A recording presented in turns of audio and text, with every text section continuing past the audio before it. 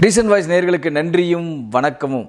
நிலவுக்கு என்மேல் என்னடி கோபம் லைனை கேட்கும்போதே சும்மா இந்த பாட்டில் எவருக்குன்னு ஹிட்டாச்சுங்க. இந்த லைனை கேட்கும்போதே தெரியும் படமும் அந்த மாதிரி சூப்பராக எடுத்திருப்பார் தனுஷ் அவர்கள் அப்படின்ற மாதிரி. நம்ம இப்போ தான் இந்த படத்துடைய ஸ்பெஷல் ப்ரீமியர் முடிச்சுட்டு நம்ம நேயர்களுக்காக இந்த படத்துடைய திரை விமர்சனம் நிலவுக்கு என்மேல் என்னடி கோபம் ஷார்ட்டாக நீக் அப்படின்ற மாதிரி தான் நம்ம சமூகத்தினெல்லாம் நம்ம பேசிக்கிட்டு இருக்கோம். தனுஷ் அவர்கள் கதை திரைக்கதை வசனம் இயக்கத்தில் இந்த திரைப்படம் பவிஷ், அன்னைக்கா, சரண்யா, ஆடுகளம் நரேன் இதெல்லாம் மற்றும் பல இளைஞர்கள் இந்த படத்தில் நடிச்சிருக்காங்க. சரத்குமார் அவர்கள் ஒரு கேமியோவும் பண்ணியிருக்காரு இந்த படத்தில். நிலவுக்கு என்மேல் என்னடி கோபம் வழக்கமான காதல் கதை அப்படின்னு தனுஷ் அவர்களே சொல்லிட்டார்.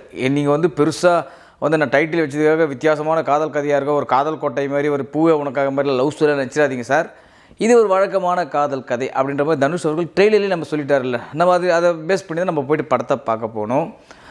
பவிஷ் மற்றும் அனேகாவுடைய லவ் சப்ஜெக்ட் ஒரு கட்டத்தில் நம்ம கதாநாயகனுடைய அம்மா அப்பா சரண்யா அவர்கள் மற்றும் ஆடுகள் நிறைய அவர்கள் நம்ம கதாநாயகர் ஒரு கல்யாணம் பண்ணி வைக்கணும் அப்படின்ற மாதிரி ஒரு வீட்டுக்கு பெண் பார்க்க போகிறாங்க. அந்த பெண் பார்க்க போகிற வீட்டில் பார்த்தீங்கன்னா அந்த பெண்ணே இவர் கூட படித்த காலேஜ் மேட்டாக இருப்பாங்க. இவன் என் ஃப்ரெண்டு, நாங்கள் பேசிக்கிறோம் அப்படின்ற மாதிரி சொல்லும்போது இவருக்கு ஒரு ஃப்ளாஷ்பேக் ஓப்பன் ஆகுது. என்னென்ன ஃபஸ்ட்டு எனக்கு ஒரு பிரேக்கப் இருக்குது, அந்த பிரேக்கப்பு எப்படி ஆச்சு என்ன ஆச்சுன்றது பெருசாக விரிவாக சொல்லாத, டைம் ரொம்ப நானே சொல்கிறேன்னு ஹீரோவும் சொல்கிறாரு. அதே மாதிரி அந்த பெண் பார்க்க போனால் அந்த ஹீரோயினும் சொல்கிறாங்க எனக்கு ஒரு பிரேக்கப்பு, அது ஒன்றும் பெருசாக இல்லை, நானும் டைம் ரொம்ப சொல்கிறேன்னு சொல்லி அப்படியே ஒரு ஸ்மூத்தாக ஒரு லவ் ஸ்டோரி மாதிரி கொண்டு போகிறாரு.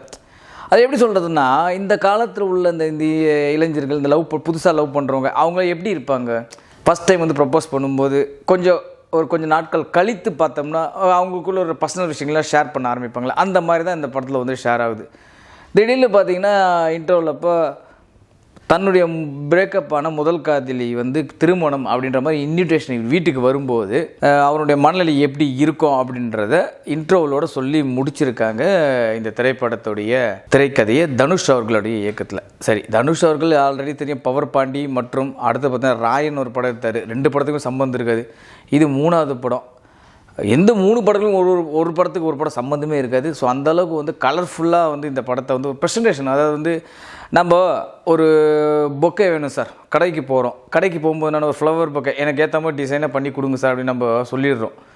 பட் அந்த ஃப்ளவர் பொக்கே நம்ம பார்க்கும்போது அந்த ப்ரெசன்டேஷன் நம்ம பண்ணுற விதங்களே பார்க்கும்போது நம்ம அழகாக தெரியும், இந்த ப்ரெசன்டேஷன் அழகாக கொண்டு வராங்களே இவங்க அப்படின்ற மாதிரி நமக்கே தோணும். அது பண்ணும்போதே தெரியும், இது ஒரு அழகான ஒரு ப்ரெசன்டேஷனாக இருக்கும் பண்ணி முடிக்கும்போது. அந்த மாதிரி தான் ஒரு ப்ளசண்ட்டான ஒரு லவ் ஸ்டோரி, ஒரு அழகான ஒரு ப்ரெசன்டேஷன் தனுஷோட கையால் இதை கொடுக்கும்போது எப்படி இருக்கும் அது மாதிரி தான் இந்த படத்தோடைய திரைக்கதையும் அழகாக ப்ளசண்ட்டாக கொடுத்துருக்கார். அதாவது வழக்கமான காதல் கதை தாங்க. தனுஷ் அவர்கள் சொல்கிற மாதிரி நம்மளும் சொல்கிறோம், வழக்கமான ஒரு காதல் கதை திரைப்படம் தான்.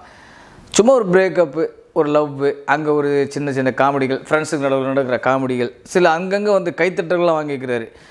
ஒரு நாயகி கேட்குறாங்க, உனக்கு எக்ஸ் லவரை பிடிக்குமா உன் நண்பனை பிடிக்குமான்னு கேட்கும்போது எனக்கு நண்பனை தான் பிடிக்கும் அப்படின்னு சொல்கிறாரு. ஏன்னா இந்த மாதிரி பொண்ணு திரும்ப கூட எங்கேயாச்சும் தேடி லவ் பண்ணி கல்யாணம் பண்ணிக்கலாம், பட் ஆனால் இந்த மாதிரி நண்பன் கிடைக்க மாட்டான் எனக்கு அப்படின்ற அந்த சொல்கிற விஷயங்கள்லாம் பார்க்கும்போது நிறைய தேட்டரில் கிளாப்ஸ் இருக்குது. அதே மாதிரி ஜிவி பிரகாஷ் குமார் இசையில் பார்த்தீங்கன்னா பாடல்கள் எல்லாமே தேட்டரில் அழகாக கேட்குற மாதிரி நல்லா ஒரு சில பாடல்கள் பார்த்தீங்கன்னா நம்ம கேட்க நல்லாயிருக்கும், தேட்டரில் பார்க்கறதுக்கு நடாது அப்படி கேட்ட மட்டும் இந்த பாட்டு ஒன்றுமே. பட் இந்த படத்தில் உள்ள பாடல்கள் எல்லாமே பார்க்குறதுக்கு இன்னும் பிக்சரேஷனில் சூப்பராகவே இருக்குது. கேட்டதை விட பார்க்குறதுக்கு இன்னும் நல்லா பண்ணியிருக்காரு மேக்கிங்கில். உண்மையே சொல்லப்போனால் அதெல்லாம் உண்மையிலே வேறு லெவலில் பண்ணியிருக்காங்க. அதுக்கப்புறம் இந்த படத்தில் ரொம்ப பேச வேண்டிய விஷயம் என்ன, நம்ம சுப்ரீம் ஸ்டார் சரத்குமார் அவர்கள் சும்மா ஒரு 5 நிமிஷம் to 10 நிமிஷம் வராரு. கதாநாயகியோட அப்பாவாக வராரு. ஒரு பெரிய ஒரு பணக்கார குடும்பத்தில் இருக்கார். தான் பொண்ணு ஒரு ஏழை பையன் லவ் பண்ணுறான்னு நினைக்கும்போது அவருடைய மனசு எப்படி இருக்கும் அப்படின்றத நல்லா டீட்டெயில்டாகவும் ஸ்ட்ராங்காகவும் அந்த குறிப்பிட்ட டைமுக்குள்ளேயே வடிவமைச்சு சொல்லிட்டாரு தனுஷ் அவர்கள். உண்மையிலே சரத்குமார் அவருடைய கேரக்டர் அந்த ஒரு 10 நிமிஷம் வந்தால் கூட ஒரு சின்னதாக ஒரு சென்டிமெண்ட்டே வச்சுருக்காங்க அவருக்காக. அதனால் ஃபீல் பண்ணுற அளவுக்கும் சில விஷயங்களும் கொண்டு வராங்க. ஸோ அந்த நடிப்பு அவர் அற்புதமாக பண்ணியிருக்காரு. பணக்கார வீட்டு பொண்ணு நம்மளை விட்டு போயிடுச்சே, பிரேக்கப் ஆகிடுச்சே, வேறு ஒருத்தர் கல்யாணம் பண்ணிக்க போகிறானே, அந்த கல்யாணத்துக்கு போகிற ஹீரோவுடைய மனநிலை எப்படி இருக்கும் அப்படின்றத ரொம்ப அழுத்தமாக இதே மாதிரி இழுத்து ஒரு மனசை போட்டு பிழிஞ்சிக்கிற மாதிரியும் இல்லாமல் வெளிப்படையாக வந்து ஃப்ரீயாக இருக்க மாதிரி இல்லாமல் அங்கங்கே கொஞ்சம் வேதனை, அங்கங்கே கொஞ்சம் வலி, இதெல்லாம் இருந்தால் எப்படி இருக்குமோ அந்த விதத்தில் தனுஷ் அவர்கள் ஸ்க்ரீன் பிளேவே கொடுத்துருக்கார் இந்த திரைப்படத்தில். திடீர்னு பார்த்தீங்கன்னா இன்டர்வலுக்கு அப்புறம் வந்து இந்த திருமண ஃபங்க்ஷன் ஒரு பாட்டு வருது, கோல்டன் ஸ்பேரோ அப்படின்ட்டு. திடீர்னு ஒருத்தவங்க வந்து ஆடுறாங்க, யாரா இது நம்ம எங்கே பார்த்த மாதிரி இருக்கு இந்த ஹீரோயின் அப்படின்ற மாதிரி கன்ஃபியூஸ் ஆகாதீங்க. ஒன்றும் இல்லை, நம்ம பிரியங்கா மோகன் அவர்கள் தான் அந்த படத்துக்கு ஒரு ஸ்பெஷலான ஒரு கேமியோ பண்ணியிருக்காங்க அந்த சாங்குக்காக. உண்மையாக சொல்லப்போனால் அந்த சாங்கில் வந்து நல்லாவே பண்ணியிருக்காங்க. அந்த சாங் நல்லா இப்போ கேட்குறதுக்கு இன்னும் நம்ம கேட்டது விட இன்னும் பார்த்து கேட்குறதுக்கு இன்னும் சூப்பராக பண்ணியிருக்காரு. ஜிவி பிரகாஷ் குமார் இசையில் வந்து உண்மையை நல்லாவே பண்ணியிருக்காரு. அதுமாதிரி ஜிவி பிரகாஷ் குமார் ஒரு பாட்டுக்கு வந்து சூப்பராக வந்து அவரும் வந்து ஒரு பர்ஃபார்ம் பண்ணிட்டு போவார். தனுஷ் அவர்களோட ஒரு கேமியோ, சின்ன கேமியோ, சார் தன்னுடைய ப்ரொடக்ஷன், தன்னுடைய டைரக்ஷன், தன்னுடைய ஸ்க்ரீன் பிளே படம், தன்னுடைய கதைப்படம். குறிப்பாக வந்து இந்த படத்தோட ஹீரோ பவிஷ் அவர்களை பற்றி சொல்லியே ஆகணுங்க. அவர் பிரபு அப்படின்ற ஒரு கேரக்டரில் வந்து பண்ணியிருக்காரு. என்னென்னா அவரை பார்க்கும்போது நமக்கு தனுஷை பார்க்குற மாதிரி ஒரு ஃபீல் கொடுக்குது. அதை ஏன்னா அவர் பேசுகிற அந்த ஸ்பீச் கூட பார்த்தீங்கன்னா தனுஷ் மாதிரியே பேசுகிறாரு, தனுஷ் மாதிரியே ஆக்டிவிட்டி, சில ஆக்டிவிட்டிலாம் பார்க்கும்போது தனுஷ் மாதிரியே இருக்குது. ப்ளஸ் என்னென்ன நிறைய நடுநடுவில் கூட தனுஷோட அந்த மேனரிசம்லாம் எடுப்படுது நிறைய. ஃபஸ்ட்டு இன்ட்ரோலே ஒரு சாங் வர்றாரு ஹீரோ, நம்ம ஹீரோ சூப்பராக டான்ஸ் ஆகிறாங்க. உண்மையாக சொல்ல போனால் முதல் படத்தில் ஒரு எல்லா ஹீரோவுமே வந்து பார்த்தீங்கன்னா தன்னுடைய முதல் படத்தில் அந்தளவுக்குள்ள டான்ஸ் ஆடுவாங்களோ அந்தளவுக்கு நல்லா பர்ஃபார்ம் பண்ணிக்கப்படுது. நல்லா எனக்கு தெரிஞ்சு வந்து ஏதோ டான்ஸ் கிளாஸ் என்ன போயிருப்பாரான்னு தெரியல ஹீரோ. உண்மையிலேயே பார்த்தா டான்ஸ் வந்து அட்டகாசமாக ஆடுறாருங்க. நீங்கள் என்ன நிஜமாக சொல்கிறேன், படம் பார்க்கும்போது போய் பாருங்கள். அந்த தன்னுடைய முதல் படத்துலேயே அதுவும் இன்ட்ரோவிலே ஒரு சாங் வருது, அந்த சாங்லேயே பாருங்கள் ஹீரோ வந்து நல்லா டான்ஸ் பர்ஃபார்ம், நல்லா ஸ்டைல் ஆடுறாரு. நம்ம விஜய், சிம்பு, தனுஷ் ரேஞ்சுக்கு ஆடுறாருன்னா உண்மையிலே பெரிய விஷயம். அவர் வந்து இன்னும் வந்து அதே மாதிரி இன்னொரு விஷயத்தையும் சொல்லாமல் போடுறாரு. ஏன்னா அவர் முதல் படத்தினால கொஞ்சம் பயப்படுறாரா என்னன்னு தெரியல. அந்த ஆக்டிங்லாம் பார்க்கும்போது என்னென்னா கொஞ்சம் இன்னும் கொஞ்சம் மெருகேற்றிருக்கலாமோ அப்படின்ற மாதிரியும் கொஞ்சம் தோண வைக்குது. பட் டான்ஸு பர்ஃபார்மன்ஸ் கொடுத்த அளவுக்கு அந்த ஏன்னா தனுஷ் அவர்கள்லாம் பார்த்தீங்கன்னா துள்ளுவதிலுமையிலேயே வந்து முதல் படத்தே வந்து பர்ஃபார்ம் பயங்கரமாக பண்ணியிருப்பார் ஒரு படத்தில். நீங்கள் பார்த்துருப்பீங்க, ஒரு துள்ளுவதிலுமே, காதல் கொண்டெல்லாம் முதல் படன்ற ஒரு பயம் இருக்காது தனுஷ்கிட்ட. இவர் என்னன்னு முதல் படன்றதுனால ஒருவேளை அப்படி தெரியுதா, இல்லை வந்து இப்போ தானே வராரு இன்னும் வளரட்டும் அப்படின்றக்காக வந்து இதுமாதிரி அந்த மாதிரி இருக்காரா அப்படின்றது தெரியல. பட் ஆனால் வந்து அவரோட டான்ஸ் பர்ஃபார்மன்ஸ் எக்ஸ்ட்ராடனரி. அனைக்கா நம்ம தெரியும், விஸ்வாசம் படத்தில், எண்ணெய் இருந்தால் படத்தில் நம்ம குழந்தை நட்சத்திரமாக பார்த்தவங்க வந்து ஒரு படத்தை கதாநாயகியாக பார்க்கும்போது என்னென்னா நிறைய பேருக்கு வந்து அந்த மாதிரி ஒரு ஃபீலிங் கொடுக்குது. பட் என்னென்னா அவங்க வந்து ஒரு சாமாக ஒரு ஹாப்பியாக ஒரு கேலாக வந்துட்டு போகிறாங்க. பெரிய அழுத்தமான ஒரு கேரக்டராக ஹீரோயின்ஸில் அப்படின்னு கேட்டிங்கன்னா அந்தளவுக்கு அழுத்தமான கேரக்டர்னால் கூட இந்த படத்துக்கு இவ்வளோ தான் கொடுக்க முடியும். இந்த படத்துக்கு வந்து ஹீரோயினோட வேலை தான். நாங்கள் வந்து மனசை புரிஞ்சுக்கிற மாதிரி சென்டிமெண்ட்டில் தான் காட்டுவோம், எல்லாத்தையும் காட்சி அமைப்புகளை காட்டுவோம், டைலாக்டில் காட்டுவோம் அப்படின்ற மாதிரி விஷயங்களை தான் காட்டியிருக்காங்க.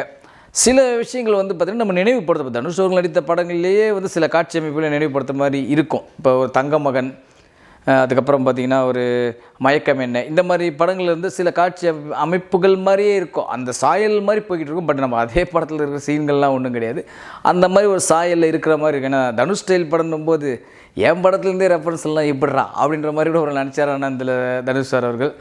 உண்மையாக சொல்லப்போனால் தனுஷோட வித்தியாசமான ஸ்க்ரீன் பிளே, ஸ்கிரிப்ட், டைரக்ஷனில் இதுவும் ஒரு படம் அப்படின்னு சொல்லலாம். ஏன்னா முதல் படம் பவர் பாண்டி, வயதை கடந்து வந்த லவ் எப்படி இருக்கும் அப்படின்ற மாதிரி காமிச்சிருப்பார். அடுத்த படம் பாருங்கள் ராயன், தங்கச்சியும் அண்ணன் சென்டிமெண்ட்டில் ஒரு கேங்ஸ்டர் மாதிரி சொல்லியிருப்பார். அடுத்தது பாருங்கள் இப்போது 2 படத்துக்கு சம்மந்தம் இல்லாமல் ஒரு ஃபுல் கலர்ஃபுல் லவ் ஸ்டோரி, அவ்வளோதான். பிரேக்கப் ஆனால் எப்படி இருப்பாங்க, லவ் பண்ணால் எப்படி இருப்பாங்க அப்படின்ற விஷயத்தில் தனுஷ் அவர்களுடைய இந்த ஸ்க்ரீன் பிளே போகும்போது உண்மையிலே பரவாயில்லைங்க. வெவ்வேறு ஜேனலில் படம் எடுக்கிறாருங்களா, அதை நம்ம பாராட்டி தானேங்க ஆகணும். ஏன்னா ஒரு டைரக்டராக ஒரே ஜேனலில் படம் எடுப்பார். பட் அதெல்லாம் இல்லாமல் ஒவ்வொரு படங்களும் ஒவ்வொரு கதை அம்சம் கொண்ட கதை விவாதம் ஒவ்வொரு ஜேனலில் இருக்கும்போது, இப்போ அடுத்தது ஒரு இட்லி கடை, ஸோ அது வேறு ஜேனல் இருக்கும். இந்த 3 படத்துக்கு அந்த படத்துக்கு சம்மந்தமே இருக்காது. ஸோ இந்த அளவுக்கு வந்து டேலண்ட்டாக பண்ணுறதை நம்ம கண்டிப்பாக தனுஷ் அவர்களை பாராட்டி ஆகணும். மொத்தத்தில் இது வந்து அதாவது நிலவுக்கு என்மேல் என்னடி கோபம் அப்படின்ற படத்தை யாருக்காக கொடுத்துருக்காங்கன்னா, இன்றைக்கி புதுசாக அதை லவ் பண்ண ஸ்டார்ட் பண்ணுறாங்க தெரியுமா, ஸ்டார்ட் பண்ணி அவங்களுக்காகவும், புதுசாக லவ்வை பண்ணி ஸ்டார்ட் பண்ணி நல்லா போயிட்டு பிரேக்கப் பண்ணிவிட்டு வெளில போகிறாங்க பார்த்தீங்களா, அவங்களுக்காகவும் படைக்கப்பட்ட படம் மாதிரி தான் இது தெரியுது. மொத்தத்தில் ஒரு ப்ளசண்ட்டான லவ் ஸ்டோரி. நான் வந்து கமர்ஷியல் படம், என்டர்டெயின்மெண்ட் படம், லவ் படம் எப்படி சார் இருக்கும், ஒரு பூவே உனக்காக மாதிரியா சார், ஒரு காதல் கொண்டேன் மாதிரியா சார், அந்த மாதிரிலாம் நீங்கள் எதிர்பார்க்காதீங்க. இப்போதைக்கு ஒரு கரெக்டாக ஒரு ஜாலியான ஒரு லவ் சப்ஜெக்டை தனுஷ் அவர்கள் எடுத்திருக்காரு. கண்டிப்பாக தேட்டரில் போய் இந்த திரைப்படத்தை பார்க்கலாம். நிலவுக்கு என்மேல் என்னடி கோபம், a pleasant love story. Don't miss. மீண்டும் சந்திப்போம். நன்றி, வணக்கம். இது போல பல வீடியோக்களை கண்டு மகிழ எங்களது ரீசன்ட் வாய்ஸ் சேனலை மறக்காம சப்ஸ்கிரைப் பண்ணுங்க.